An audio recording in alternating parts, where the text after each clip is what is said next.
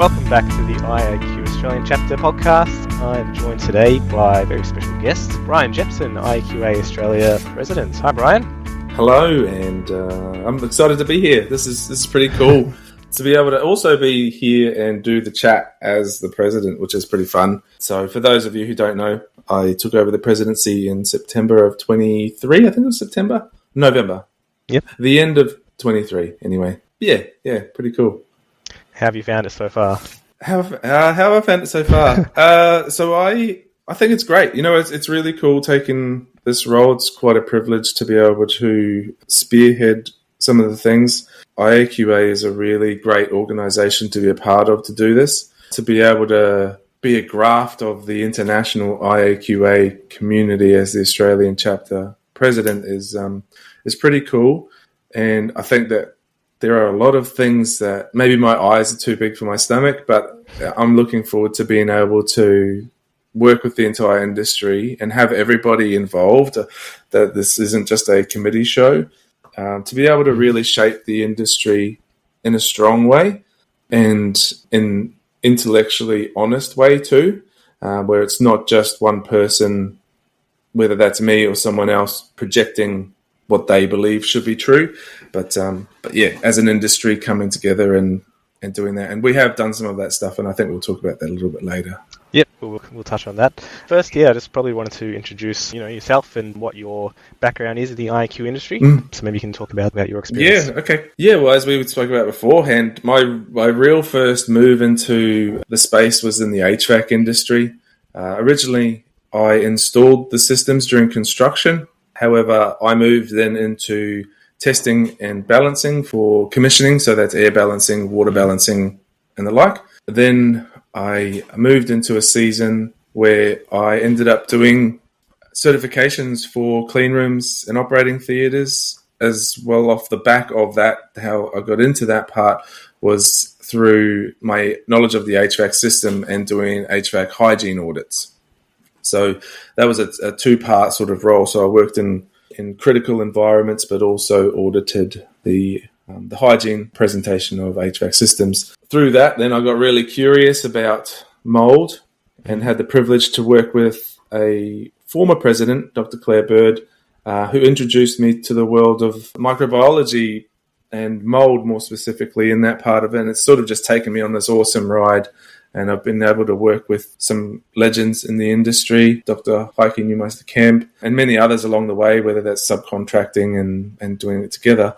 And then in 2020, I started Keystone Environmental. And so we've been running now for 4 years. Yeah, 4 years now. And are building a really awesome team. Wink, wink to the man on the camera. But at the same time, we're in the early stages of being something really cool. Yep, very exciting. Yeah, probably now's a good time to insert this little disclaimer, but we do both work at Keystone, so I joined you this year, and it's been going great. February, yeah. So that, but so what really draws you to what's your, I guess, favourite aspect of what you do?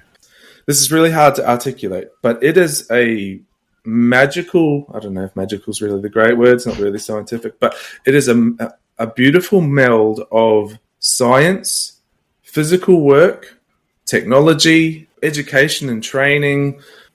There's probably more in there that isn't even biology, the chemistry, all the sciences. It's indoor air quality. Sorry, engineering as well. Yeah, indoor air quality is just engineering. Oh yes, absolutely engineering. It is a very broad but critical trade, I would call it, to do. And we come into air quality, and all of our members come from a very broad spectrum of places. Like we mentioned, that you might have chemists, you might have engineers, you might have facility managers, you might have sustainability, energy recovery, it comes from everywhere, laboratories, and the spectrum for which indoor air quality covers is actually really huge. Each of them on their own might be really, really niche and not be able to maybe move the needle in some directions. What Indoor Air Quality Association and us in Australia can do is to be a voice and a bridge to all of those things. Like another one that I didn't mention is occupational hygiene, right? That is, Yep. There is a large part of that is indoor air quality. And as much as some of those industries have very pronounced associations, there are a lot of niche spot groups where people might specifically focus on smaller areas that maybe need an association. And this is where indoor air quality really bridges the gap, because we've got good relationships with these other associations that deal with these types of things, and we can work cohesively together, and we're not trying to step on each other's toes, but work together to build these niche industries into a body. That's really a really cool part about the indoor air quality industry. Yep. And a challenging part too. I think we've got a delay. Yeah, it might be a bit of lag on my end, sorry. I am in the car trying to record this. Yeah, that's okay. No, that's all right. I wasn't sure if we got a delay there in sound. I guess, now's a good time to chat about, your role as president of the IAQA in Australia, and, what changed in the last 6 months and what's happening. Yeah, well, it's a multifaceted thing running an organisation, and the things in which we can do that. And we have a really awesome committee this year. Not that we had a bad committee previously, but I'm really chuffed to be able to work with some of the people that are in our committee. And I recommend anybody to get involved to help lead our industry. There is a great opportunity for everybody through the Indoor Air Quality Association to be able to positively influence our industry, which is really what I would hope that Indoor Air Quality Australia can help provide with that. So, this, for example, us having this chat now, Julian, is a step where we had to take a step back because our resources were detracted from being able to do what we called lunch and learns. But us having this conversation and starting this thing now on your inspiration, mind you, was to bring that back and bring that value back to members and also to sponsors and those who influencing the industry to move forward and encouraging and empowering progress that way. So, we've got this as an initiative. In the future, we have ideas to be doing local networking events. We're also in the process of planning our conference at the moment, which is really great. It's going to be a banger, I have to say. I'm really looking forward to it. If we can pull off what we plan on pulling off, it's going to be really cool. I'll talk about that a little bit more. But even on the back end, for people who don't necessarily want to be forward-facing, but there are things that happen in the background more than what happens in the front, actually. It's the website. When the website goes down, who's going to fix it? But there's policies and website upgrades. There are very influential things that if we can implement them in the future would be really great, whether that's through validating someone as a qualified person, or I don't know where the world's going to take us. But at the same time, one thing that we really do want to push forward is technical working groups for different things. Our conference committee is somewhat of a technical working group, but we have in the last 6 months, we have done what's called what we've referred to as a bit of a values document for a consultant. We spent a lot of time on this, a lot of consideration, and I think it's very valuable. So that's going to come out pretty soon. We sent it out to other associations, but they seem a bit busy to be able to get back to us, but that's okay. So we're just going to release this as a bit of a foundation for the industry to know how to apply themselves as consultants. Because at the end of the day, most of us, all of us, however we operate in this industry, it's in some form of a consulting role. Yes, we do physical things, but there is some consultancy in that. So these values are really great, and there are 7 of them. I don't know how to quote them right now, but Could you just give us a brief? That's going to come out soon, so keep an eye out for that. Could you give us a brief oversight? There'll be things like conflict of interest. Continued education is one of them, staying on top of the science, because in each of our industries, we're evolving and there are new things coming out, new studies and new applications, new technologies, so you stay up to date with that. Codes of conduct in a way, present yourself in a particular manner that allows input from stakeholders. There is reporting, for example. We touch on reporting, about writing a report that might be able to be read by a layman, perhaps, someone who's not part of our industry, to understand what we're trying to portray, and using grammatically right grammatically correct. I can't even on the topic that I'm talking, grammatically correct phrasing or different things like that. So it's quite a breakdown of what we see as important values that a consultant should uphold as a foundation. So that should be coming out pretty soon. I think that we'll speak on that in the next committee meeting. But one thing that we did really quickly early on in the year was we were unaware that there was a flood inquiry from the federal government about how the insurance industry responded to major flooding events that we had in and around the country. So that was in Queensland, New South Wales and Victoria primarily, a lot of these floods. Mm-hmm. And there was just a review on how they responded to that. So we found out what I felt was kind of late to the party, and that's a faux pas on us. But nonetheless, we were able to get to everybody together who felt passionately about it. And we wrote quite an impressive document, in my opinion, covering a lot of the aspects that we felt as a committee representing the industry on what the direction that things took during the event and then solutions out of it. So we created this, and now it's published out onto the interwebs there. Mm-hmm.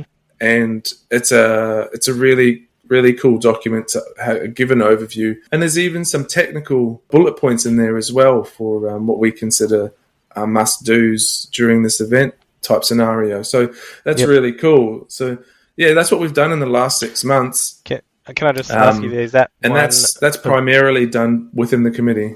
Yeah. Sorry, there's a bit of a delay. Is that document available on our website, the IAQA website? Not yet. Okay. Not yet, no. But it is available on the government website for the flood inquiry. Yep. We did share that on LinkedIn, so that's quite easy to find. However, when we do a website upgrade, like I said, there are back-end things that have to happen. When we do a website upgrade, all these documents are going to be more readily available. I assume that with our current website, we should be able to do that too. However, it is available on the government website. Yep. Okay. We'll maybe provide a link to that for everyone to have a read. And there was another one as well. There's a COVID that'd be inquiry, awesome. Wasn't there? The response to COVID. Yes. Yeah. Right. So Indoor Air Quality Australia, under the leading of Dr. Claire Bird for this one, she took this under her wing. Not to be punny, but she took this one and she really led the charge on it and developed a draft document when COVID first came out about how we as an industry might respond to this and how we might evaluate the risks of viral contaminations and testing and validating the cleaning and restoration processes. We have plans for that one to be built out on because now we understand a lot more about COVID specifically, but we're looking to broaden it more so for viral outbreaks in general, not just specifically COVID. It was very topical at the time and it was very needed, and a lot of people put a lot of dark hours in there to be able to develop that. And that too is an awesome document too, but it is due to be reviewed and, open to the industry really to have some input for that and the direction that we take. So none of what we want to do is to be closed to everybody. That is just the committee doing just the IAQA things, but that we would like to invite everybody who feels that they have something to input and are willing to give up some of their expertise and time, that this would be open to everybody to build out specifically. Yep. So those are the ones in the more recent, that one, I would say years to be developed. Yep, that one's available on the website. That's the COVID cleaning guideline. That's what we called it. But there was a huge effort between a big team of people back in 2020. I think we published it. But yeah, that definitely due for an update. Yes, 2020. So how can we get involved in a technical working group, Bryan? For one, reach out to me at president at IAQAAustralia.org.au. I have to spell that one slowly because it's also a mind bend. Reach out to me. We do have plans for a few documents in the short term. One would be to address ATP, adenosine triphosphate, and its use for validation.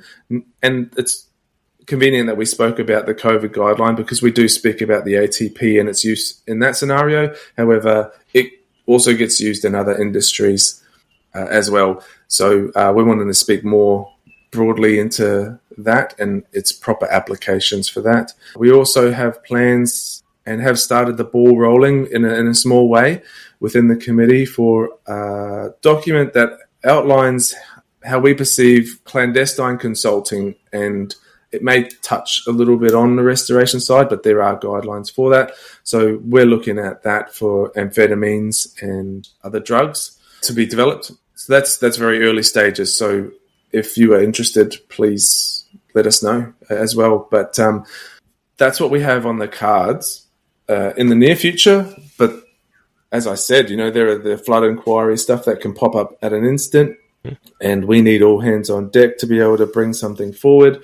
Or if anybody out there listening has an idea for something that is valuable to address as an industry and highlight, then, whether that's a white paper or if it's a full-on document or a technical breakdown, we can discuss it all. But if you're interested in being involved, then we're more than welcome that. And if there are any people out there, any businesses out there, even sponsors and things like that, if they want to specifically bring something to light, feel free to have us a chat, because we're all part of the same industry and it is very broad, as I suggested. So, there are very valid things that we can absolutely discuss. But in the meantime, there's a focus for adenosine triphosphate and its use cases, and also clandestine consulting, a bit of a guide or a reference document or something along those lines. We haven't fully fleshed it out, but every and all interest is welcomed.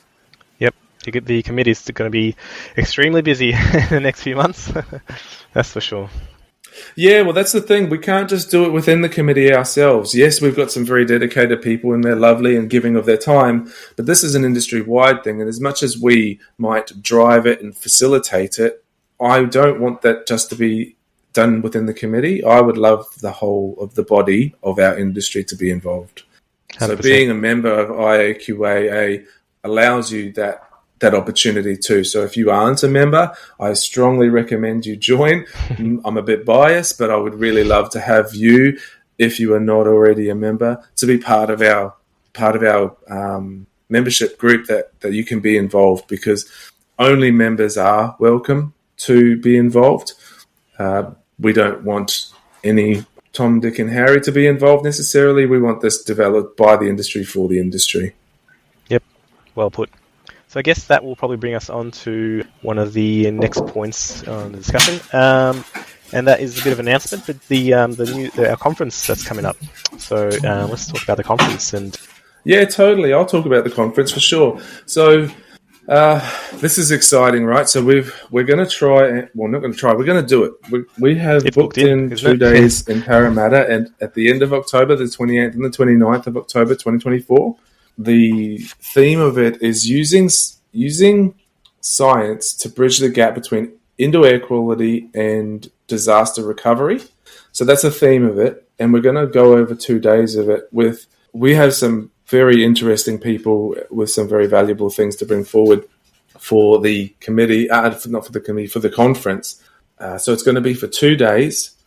And on the second day, this is something I proposed we do a long, long time ago, and we're still working out how we're going to facilitate this, but we're hoping to get a university on board to facilitate what I call the Coliseum, which the reason I called it the Coliseum is because in the industry, we have a lot of back channeling and talking, for example, and not really solving a problem where everyone has a different solution. Not everyone, but there are different solutions or approaches or methodologies to a problem, and we aren't always aligned in how we do that. My idea was that we all have this problem to deal with, that we would come together as a group and we would talk it out in person and deal with it and any pluses or minuses to be able to come up with some sort of conformity or some uniformity in a direction that we can take, and that the IAQAA would be able to, with the university, be able to bring out a paper or a directive from how we might deal with that. Now, we haven't decided what that topic is, however. It could be anything from I'm not even going to start. The list is actually quite huge. So the promise for being able to do this in the future is quite large, and I actually hope it might be a very pivotal point and attraction point for our industry to come together annually, or whenever we have conferences or even local networking events, to be able to come through and just bash our brains together. In a coliseum, you might be fighting a bear or a lion, and there's a bunch of people in the middle who have to fight that bear. In the process, some might get hurt and some might be victorious, but ultimately the goal would be to take out that bear. And so that is the overall goal. And doing it in little spot fire ways and going, no, I do it this way, or have you thought about this over here? And no one actually gets a proper direction. So what I hope to do is this Coliseum idea, where we put all the ideas forward and we respectfully listen to each other and try and come out with some cohesion. So I'm really pumped for that one. So that'll be one of the days. I'm expecting it to be day 2 at our current chats. So yeah, that's pretty exciting. Among other, having some really, really intellectually challenging speakers on the topic of indoor air quality and the restoration, recovery, disaster recovery sort of world. So, yeah, I'm really excited for that. Yep, I'm looking forward to it as well. There's still spots available if someone wants to be a speaker? Yes, absolutely. If you want to be a speaker or a sponsor, there are absolutely spots open where you can reach out to Vice Pres at IAQAA Australia, .org.au. That extra A gets you sometimes. And so that'll be Jason Green. He is our Commander-in-Chief when it comes to organising what this conference will be and how it gets facilitated. He's doing an awesome job, so thank you, Jason, for that. And so if you reach out to him, if you want to be a speaker, if you want to sponsor the event, we absolutely have spots available. At this present stage, now I don't know how soon we're going to get this conversation out, but yeah, be in quick, please. Yep, and we'll be speaking to Jason on the podcast shortly. I'd say probably next month or so. So look out for that one as well. But yeah, it's very exciting. Yeah, really looking forward to this event. And it's been long time in the works. A lot of hours have gone into it from yourself and the committee. So yeah, looking forward to it. Yeah, awesome. That's probably it's all. Great. Yep. Please join the Indoor Air Quality Australia. We are a really motivated bunch, and I think like I said, our eyes are probably bigger than our stomach, and so if anyone is willing to put themselves forward as a resource, we will seriously drive this thing. Really, we'll smash it out of the park. It's going to be really great. Probably worth mentioning, everyone on the committee, they're all volunteers. We don't have any staff. Everyone's just doing it out of their spare time in between their day jobs and their family time. So as you can see as well, the Julian's got his fluoros on. Yeah, what's under there. So yeah, I mean, definitely get involved. Yeah, and probably want to touch on as well the IAQA in the US. So obviously we're the Australian chapter of the IAQA in the US, but we are, I guess, running semi-autonomously in that what we do in Australia is sort of our own, and we are an association based here in Australia, so we have to follow all the Australian rules as well, not just anything that the US sends us. But yeah, this is all on our own initiative. It's totally separate from what they're doing overseas. It is, yeah. That's probably all I've got on the list, Brian. Was there anything else we wanted to add, or any other final thoughts? No, I think that's generally it. I want to thank everybody for if they've listened to boring old me for this much of time. But if there is a definite open invitation for Indoor Air Quality Australia, and your expertise in the industry and involvement is absolutely welcomed. But I'm really excited for what we're planning on delivering, be in the conferences or technical working groups, and different values for members and sponsors of us. So thank you for everybody who does support us in being able to progress things forward. It would be a lot more difficult without the support, especially of our sponsors too. So thanks to them, and I appreciate anyone who does come on board. And what we do here is I feel as a body, it brings a voice to people who would otherwise be in a niche industry and not really be able to stand up. So I welcome everybody to be able to have a voice here. Yep, well said. And we are looking for a sponsor for the podcast as well. So if you're interested, get in touch with us. But thank you so much for joining us, Bryan. We'll look forward to chatting to you again soon. Thank you. Thanks very much for coming on. And thanks everyone for listening. Been awesome. Catch ya.